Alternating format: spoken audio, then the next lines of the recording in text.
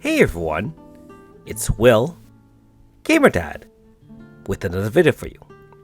So first off, I'd like to give a shout out to one of my Patreon supporters, Seer. Thanks for your support. Now, of course, I hope many of you have started updating if you haven't already updated to the newest version, 3.1.700. It is in the App Store and Play Store.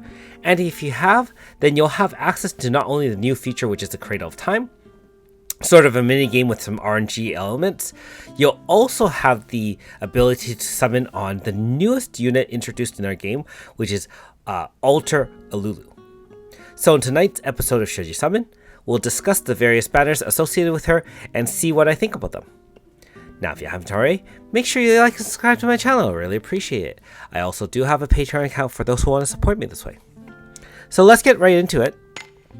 We do have the Fateful, which is the standard Fateful. However, instead of just having Ilulu by herself, we actually get 5 bonus units too. So depending on how valuable you feel those 5 units are, we have 10% chance on Ilulu, as well as the Alter Shannon, Alter Hozuki, Alter Sakia, Alter Hismina, and Alter Shion. These all do cost 1,000 paid stones or your Heaven subscription tickets, so they're not free. Free-to-plays cannot participate in this. That being said, every unit in the game is available, including our newest unit, Sesta. You can see there. The odds of getting them without the, on polls 1 to 9 is pretty low, and even on poll 10, only 0.25%. Remember that the Fateful guarantees at least one 5-star. We have other units all along the way, some good, some bad, and some average. And finally, the bots, Rainbow Sisters, and Knights, which no one wants at all. We also do have, hold on, this one by herself.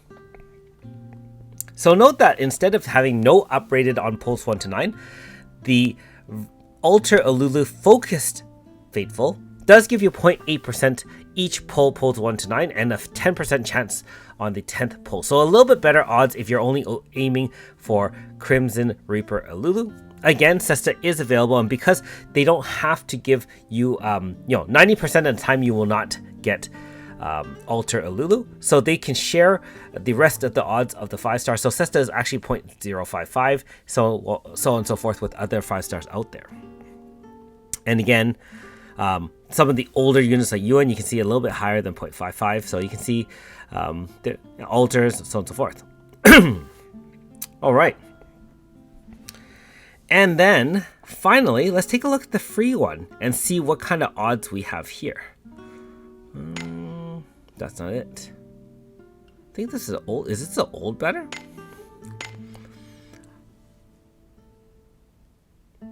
I don't even remember this one, actually. I think these might be new, actually. So, Fateful Encounter Extra Style series. We'll talk about these first. They guarantee one of the following. I think this one has been here. This one I can't even remember.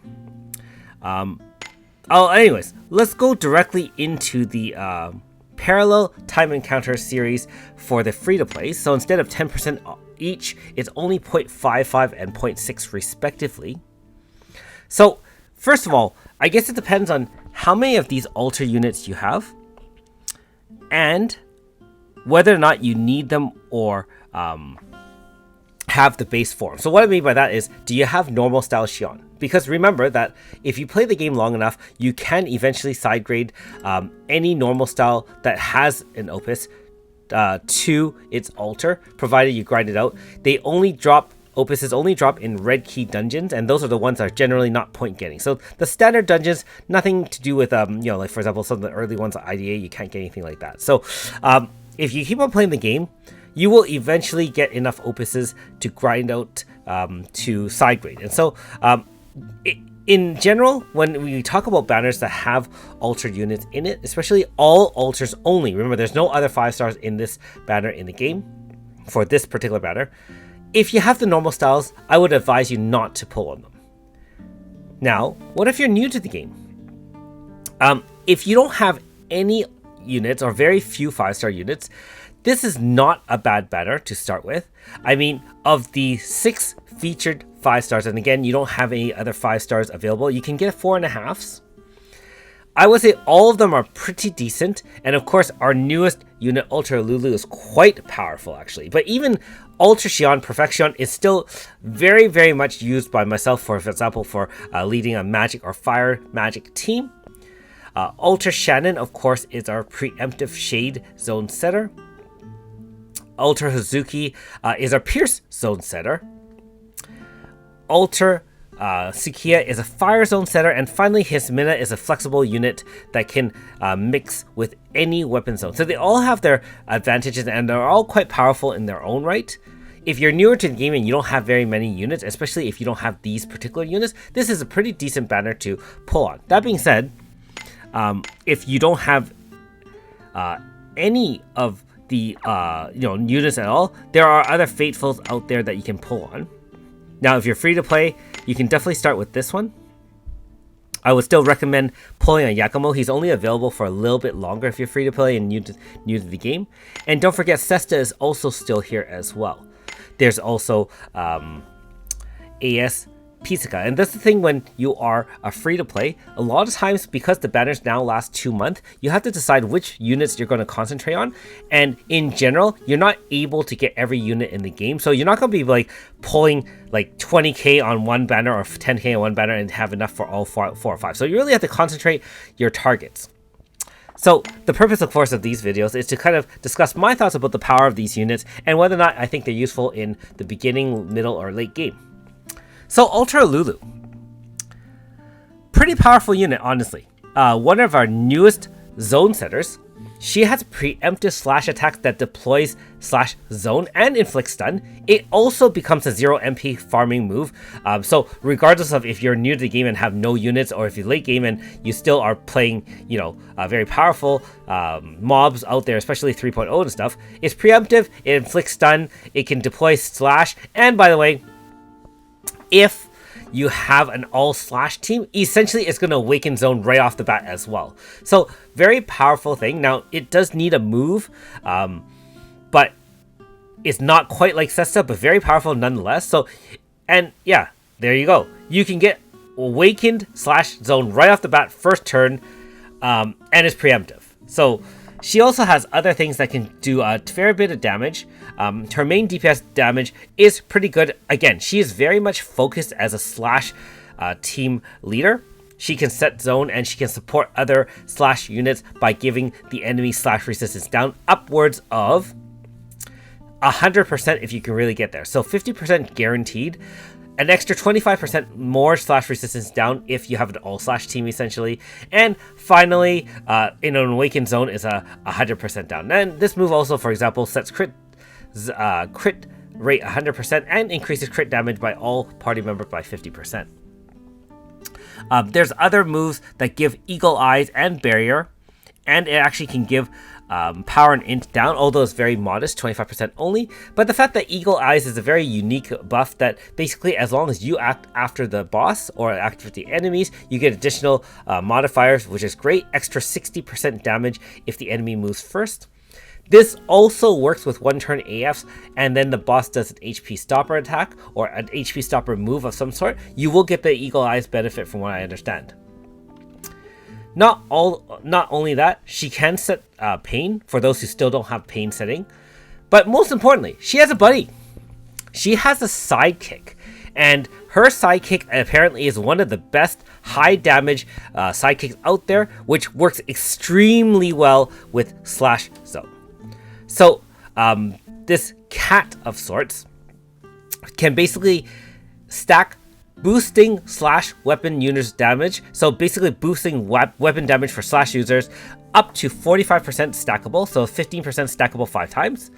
And in any slash zone, this now benefits it twice as much. And so on and so forth. So actually, no, sorry. It just does more damage. So in slash zone, the pet itself will do tons of damage. And it can do a super move, just like like when your sidekicks charge up enough charges. It has an extremely high modifier for sidekick. So you're essentially adding another unit that can really help boost your team, especially since sidekicks or buddies are essentially a free unit that you can have up front with your front 4. So first of all, let's look at the odds. This is a full rate up for those who don't have a Lulu in any form. 0.4 for the 4.5, 0.8 for the normal style, and again, remember that you can side grade those to the altar, and additionally 0.8 for the altar itself for a full total of 2%. No cesta in here, everyone.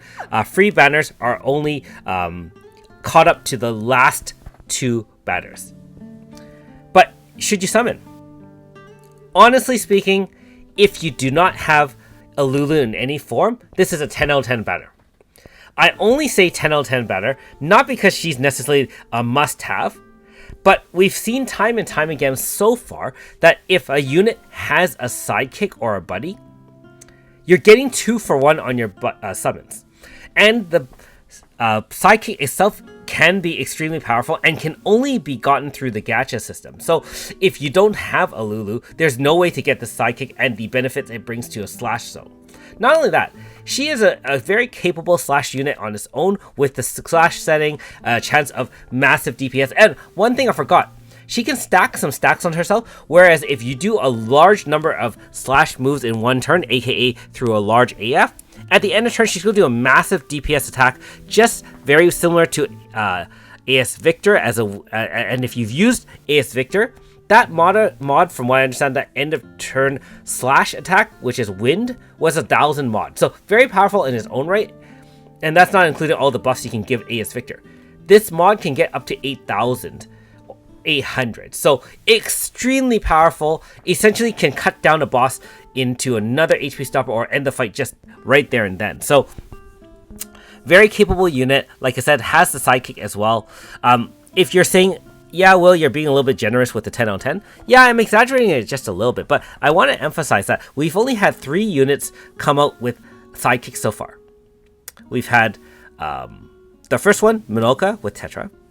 We've had the second one, which is currently still there for a few more days, Yakumo and Kumos. And finally, this one, Alter Ilulu with Limo. And have you seen those 2 sidekicks so far?